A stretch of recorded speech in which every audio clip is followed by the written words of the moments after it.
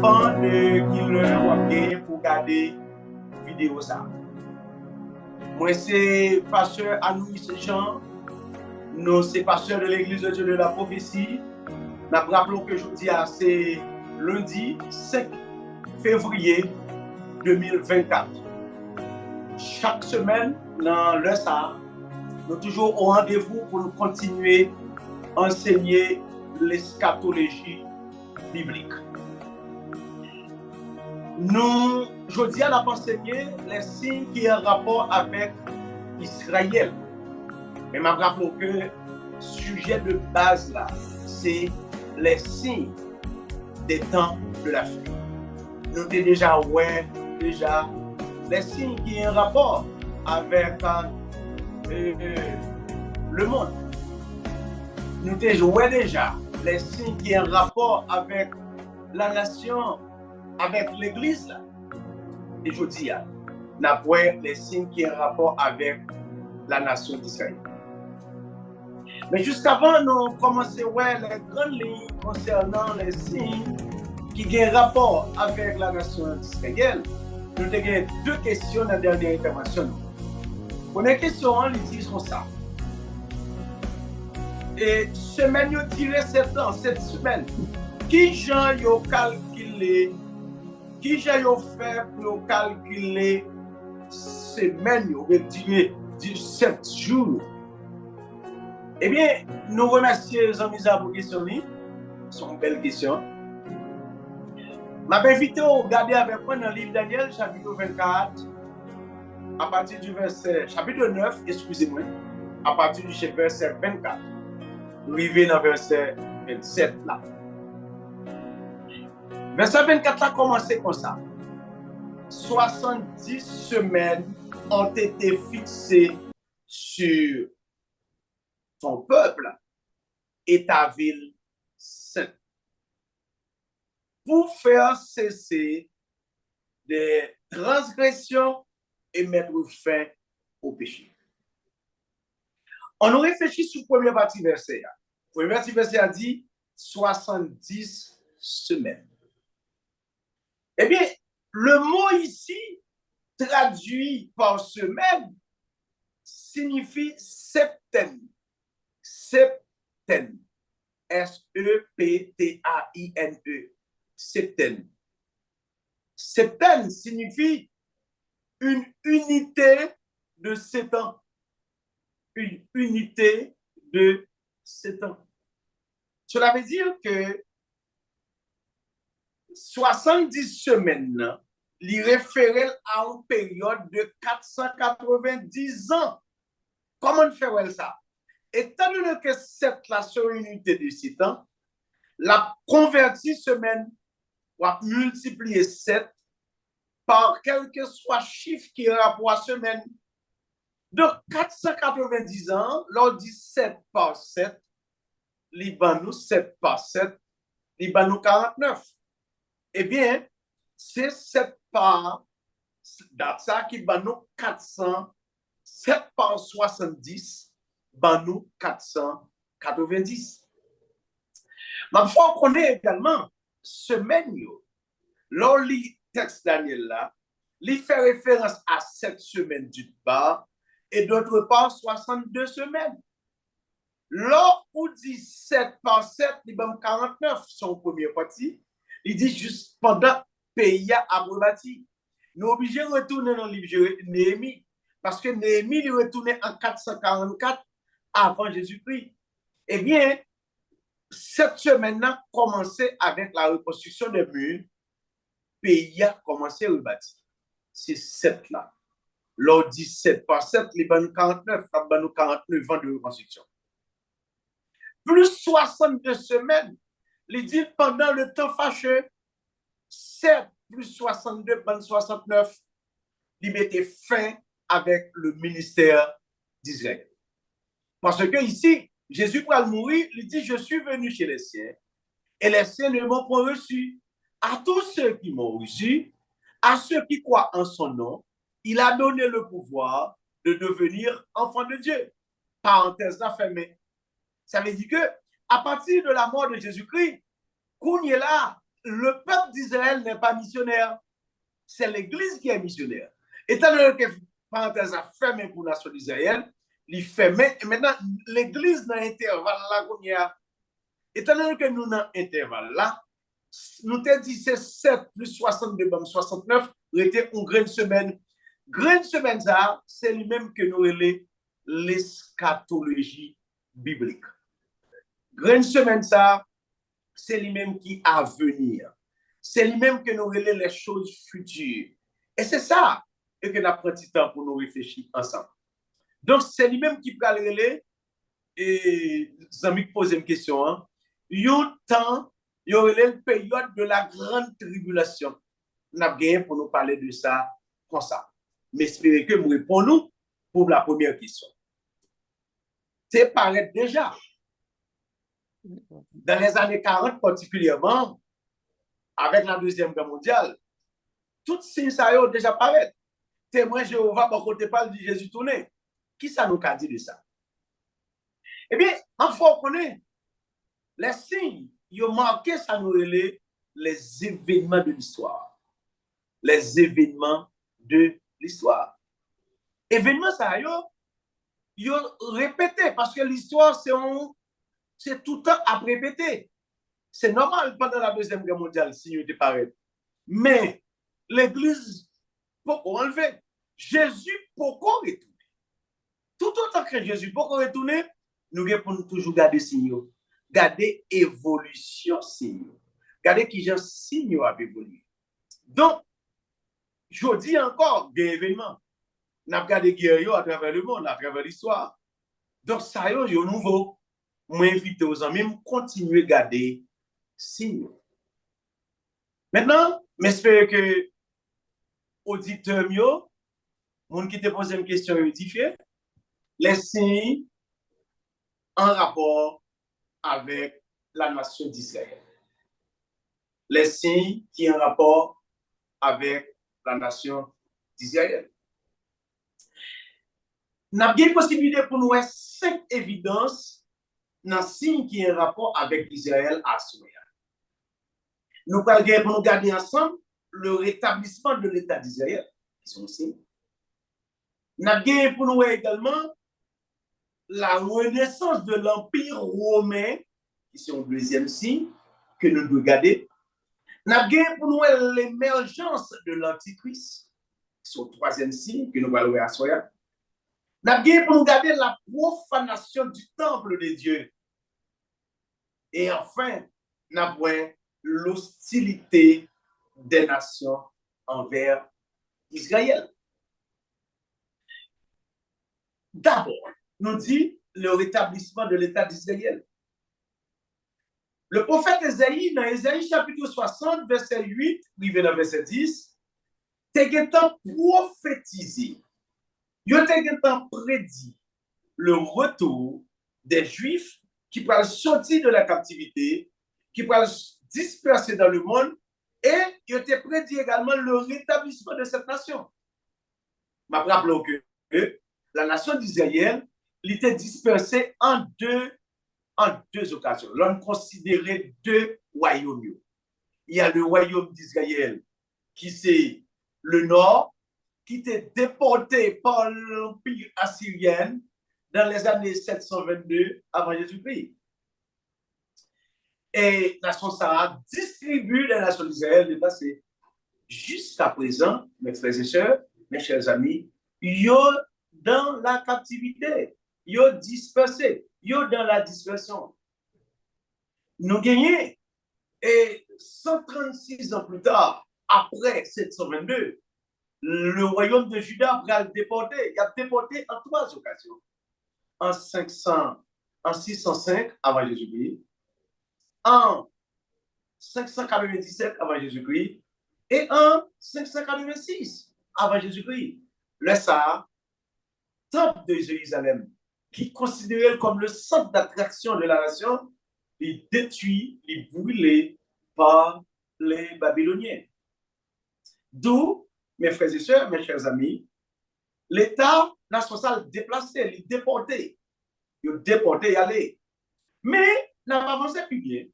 La nation d'Israël ou bien le royaume de Juda va retourner de la captivité. Il va le retourner en 3 occasions. En première occasion, il va retourner, c'est en 736. Lorsque Babylone pral perdu puissance, les Mèdes et les Perses vont l'émerger. En 539, le chuté. En 536, le premier grand retour de la nation d'Israël, ou bien le royaume de Juda, sur le leadership de Zorobabel et de Josué. Zorobabel était le gouverneur, Josué était le souverain sacrificateur. Ça, c'est le premier retour-là. Le deuxième retour va le faire en 458 sur le leadership de Scribe Esdras. Et troisième retour-là va le faire sur le leadership de Néhémie en 444 avant Jésus-Christ. Donc, nation est établie. Il est établi pour une grande raison. Parce que Jésus peut pas venir faire. C'est ça que fait.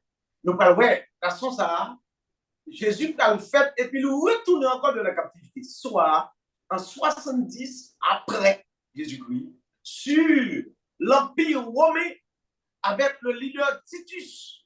Eh bien, nation ça va le retourner de la captivité. C'est ça que fait, je dis, nous parlons, ouais, puis devant, nation ça va le retourner, il va le retourner. En 1948, la nation centrale fait grand retour sur la scène mondiale. Donc, du point de vue moderne, je dis, dans la Palestine, en Moyen-Orient, nous connaissons du point de vue historique, Israël considéré comme une nation, je dis, que nous ne pouvons pas parler de lui comme une nation historique. C'est ça, nous relais le rétablissement de l'État d'Israël. Eh bien, étant donné qu'Israël est rétabli, je dis encore, il n'est pas considéré comme peuple de Dieu. Et le rétablissement ça est nécessaire. Pour qui ça? C'est à l'accomplissement des prophéties qui ont rapport avec grande tribulation qui est pour venir, qui est pour rapport avec le règne messianique pendant le millénium qui est pour arriver. C'est ça qui indique que l'avènement du Seigneur est proche. On a regardé la guerre là encore sur Internet, des fois, tu parlais de ça. La guerre, les Houthis, les Hamas, nous capables les pays arabes, ils ont attaqué, ils sont des ennemis jurés de la nation d'Israël. Eh bien, nous capables de comprendre ça. Faites garder l'événement ça qui passe en Israël, faites garder l'événement ça pour que nous capables de comprendre et que le retour de Jésus est proche. C'est un signe important, c'est un signe évident pour nous garder le retour de Jésus-Christ. On nous regarde un deuxième signe. C'est la renaissance de l'Empire romain. La renaissance de l'Empire romain. Et le prophète Daniel, il était annoncé réunification de l'Empire romain à la fin des temps, sous forme d'un État fédéral. Par exemple, la statue de Nebuchadnezzar a expliqué ça. Statue a expliqué comment Renaissance Empire là, il peut faire. En Daniel chapitre 7, par exemple, verset 7 et verset 8, il y a que sous ce nouvel empire là, qui peut venir, et puis qui peut commencer la grande religion qui est pour lui contrôler le monde dans le dernier temps. Il peut contrôler le monde par l'établissement d'un système unique, par exemple, avec le nombre de 666. Il va gagner pour dominer le monde pendant que il va attribuer à chaque habitant de la terre un numéro de code. Et le numéro de code, ça, tout le monde va être obligé de gagner pour acheter, pour vendre. C'est ça qui est Renaissance Empire romain. Et nous sommes capables de dire aujourd'hui, bagay ça a commencé à mettre en place. C'est ça nous relève le nouvel empire. Nouvel empire, ça, il va gagner une possibilité pour les contrôler, pour les diriger comme adversaire de la nation d'Israël, nous là. Donc, ça c'est des signes, c'est des évidences que nous devons garder. Garder le mouvement, garder le déplacement géopolitique là. Je dis, il y a un constat que nous faisons qui m'a donné pour réfléchir. Nous avons gardé le lieu économique le communauté économique européenne, nous sommes capables de regarder les faiblesses qu'il y a. Mais pas oublier, le texte biblique a montré que c'est coalition ça dans le monde qui a payé travail pour que nous capable de vivre et montrer, mettre un gros tonton empire par rapport à Israël. Je rappelle que l'histoire, les connaît des empires intéressants que c'est de rappeler. Par exemple, l'empire égyptien qui crasait de la mer Rouge. Nous avons l'empire assyrien dans les années 612 avant Jésus-Christ qui va effondrer par la puissance babylonienne. Babylone va émerger depuis dans les années 559 et qui va émerger dans 586 avant Jésus-Christ. Et Babylone va craser, va fondre, va mourir dans les années 539, va remplacer par l'empire Médo-Perse. Médo-Perse va effondrer dans les années 333 avant Jésus-Christ par le général Alexandre le Grand qui va monter les Grecs par l'empire et qui va effacer 10 ans plus tard parce que le royaume ça va fondre dans les 4 généraux. Par exemple, en Séleucus, Antiochus et Epiphanes, Cassandre et Ptolémée. Donc, le royaume ça va fondre qui va bailler possibilité à l'empire romain pour que l'empire romain vienne paraître. Jésus-Christ va le faire sur l'empire romain. Mais là, c'est tout bien. Ça qui est extrêmement intéressant pour besoin comprendre. L'empire romain pas disparaître totalement. Parce que je dis, au cas où pas un texte qui dit nous que mais qui est-ce qui va empire. Mais c'est toujours l'empire romain qui a l'œuvre. Les États-Unis sont venus de l'Europe, le Canada de l'Europe, la France en Europe, l'Angleterre de l'Europe. C'est toujours l'empire romain. Mais l'empire romain va le retourner sur la petite cône que nous allons gagner pour nous parler puis devant. C'est ça nous relève l'émergence de l'Antichrist. Donc, nous souhaitons le rétablissement d'Israël comme le premier signe qui est en rapport avec Israël. Un deuxième signe qui est en rapport avec Israël, c'est la renaissance de l'Empire romain, parce que c'est en face Israël la pied. Un troisième signe, c'est l'émergence de l'Antichrist. Antichrist, ça va émerger, et ça fait Paul par l'écrit. En Thessaloniciens, chapitre 2, verset 1er, rive verset 4, il dit, avant le retour de Jésus-Christ, on verra apparaître l'homme du péché, le fils de la perdition, l'adversaire qui s'élève au-dessus de tout ce qu'on appelle Dieu ou de ce qu'on adore. Donc, mes frères et sœurs, mes chers amis, prophétie ça a annoncé la venue de l'Antichrist. Antichrist là, l'on a regardé des signes qu'a développé aujourd'hui, fait nous sentir qu'il n'est pas trop loin. Il n'est pas trop loin. Dans les jours à venir, après l'enlèvement de l'Église, eh bien, cet homme l'a fait apparition. Si mon bagage qui kembe Antichrist à aujourd'hui a fait beaucoup tourner, c'est l'Église là qu'il a. C'est l'Église là qu'il a. Donc, depuis l'Église là enlevée, nous connaissons, c'est clair. Retour l'Empire romain, la paix retourner encore. Ça, c'est le troisième signe qui a un rapport avec Israël. On regarde un quatrième signe qui a un rapport avec Israël. Quatrième signe, mes frères et sœurs, mes chers amis, qui a un rapport avec Israël, c'est la profanation du temple de Dieu. La profanation du temple de Dieu. Le prophète Daniel te prédit profanation du temple. Le temple de Dieu qui est à Jérusalem.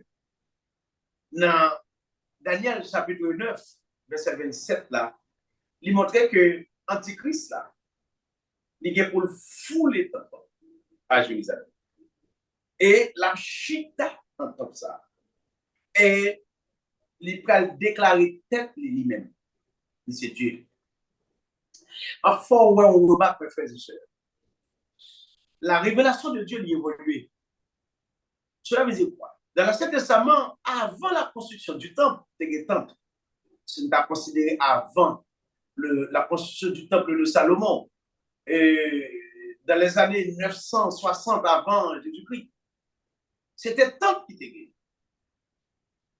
Ça veut dire, un prophète comme Élie, c'était à Silo qu'il était installé, sous tente. Le Salomon construit le temple, eh bien, l'homme, ou bien nation, même les autres nations, ils ont toujours monté à Jérusalem pour aller célébrer dans le temple à Jérusalem. C'est extraordinaire. Le temple en neuf fait ça crasé en 586, bon Dieu déplacé qui était pays. Mais le temple a reconstruit en 516 avant Jésus-Christ. Bon Dieu retourné. Le temple ça a retourné. Mais le temple a reconstruit au point que Jésus vient jouer un temple en pleine reconstruction. En 70 avant Jésus-Christ, le temple ça a crasé encore par Titus. Jusqu'à présent, pas de temple physique ça. Mais regardez ça, Paul dit. Regardez ça, le Nouveau Testament dit en 1 Corinthiens chapitre 1er verset, 1 Corinthiens chapitre 6, verset 19. Ce texte nous dit, Paul dit comme ça, que ne savez-vous pas que vous êtes le temple du Saint-Esprit? Et cet esprit habite dans nous, c'est-à-dire que le vrai temple, c'est nous aujourd'hui. Mais le temple physique, il est pour le retourner. C'est ça qui explique, oui, que Israël va missionner aujourd'hui. Il va avoir le temple. Donc, le temple, vous dit, c'est l'église là. C'est dans l'église là, Jésus joue adoration. Cela veut dire, mes frères et sœurs, mes chers amis, le temple de Dieu, il est pour le reconstruire. Et la reconstruction de temple, probablement, Antichrist pour faire des investissements étant dans ça. Même pour réclamer adoration dans le temple. Ça, c'est à venir. Mais c'est un signe encore pour Israël qui va le faire connaître le retour de Jésus est proche. Le dégât possibilité pour le Kéoué. Le rétablissement de l'État d'Israël. Ensuite, la renaissance de l'Empire romain. Ensuite, l'émergence de l'Antichrist. Ensuite, la profanation du temple de Dieu. On a regardé un dernier pour nous finir. C'est l'hostilité des nations envers Israël. Dans les derniers jours, les nations qui vont se situer aux alentours d'Israël, ils vont être hostiles. Bon, on regarde aujourd'hui les États-Unis comme meilleur allié, ou bien meilleur allié États-Unis, en Orient, c'est Israël. Regardez les attaques, l'attaque des Palestiniens, des Hamas. Regardez ça, vous fait. Ils ont attaqué Israël, États-Unis descendent là-bas. C'est que le meilleur allié États-Unis là-bas, c'est Israël.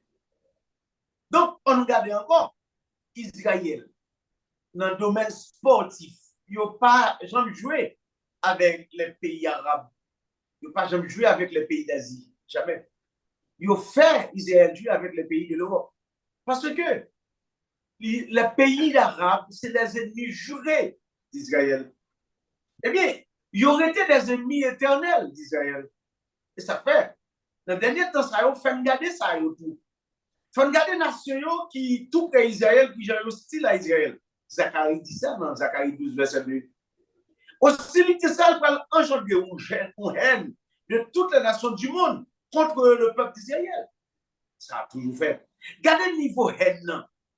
Moi, je voulais comprendre comment si ça aujourd'hui est évident par rapport à Israël.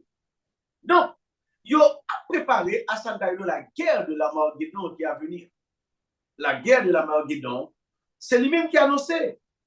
Et ça fait qu'on a dit parler de troisième guerre mondiale là, où c'est Jésus qui a venu. Non, ou pas qu'à dire ça. Jésus n'a pas dit qu'il y a un fait venir. Donc, il est capable de venir après ou pendant. Nous sommes capables de venir avec une énième guerre mondiale. Mais seul ça nous connaît, Jésus a été venu pendant la guerre de la Magdédon. Parce que c'est Jésus qui parle pour le météo là, dans la guerre ça. Mais ce qui est important, il faut regarder aujourd'hui, année 2024 là, particulièrement mes frères et sœurs, mes chers amis, il montre nous clairement, il annonce nous des signes terribles qui déjà par rapport à Israël, guerre nous par rapport à Israël, et bien, et même par rapport à le monde, par rapport à nous aujourd'hui à l'église, nous devons regarder ces signes avec deux yeux.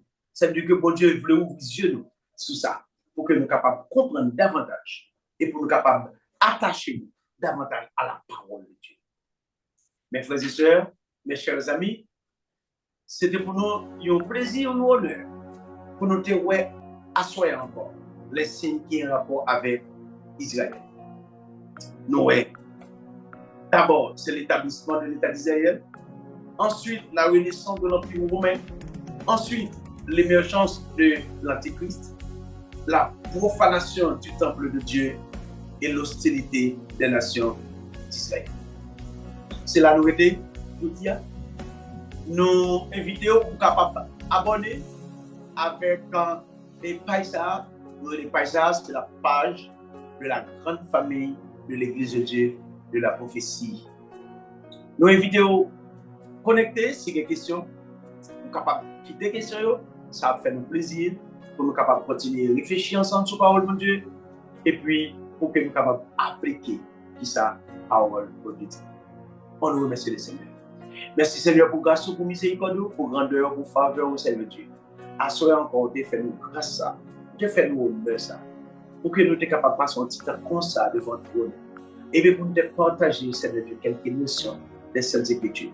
Nous vous remercions pour ça, Seigneur. Et demandons autant pour Papa, toucher les cœurs et continuer, Seigneur, de toucher les cœurs parce que vous faites nous connaître. Signes, ça, c'est des signes que nous regardons et que nous prenons attention à pour que nous soyons capables de continuer à arranger la vie. Nous bénissons, Seigneur, nous prions. Nous ne prions en qualité de monde qui est bon, mais nous prions au nom du Père, au nom du Fils et au nom du Saint-Esprit. Amen. Que le Seigneur bénisse.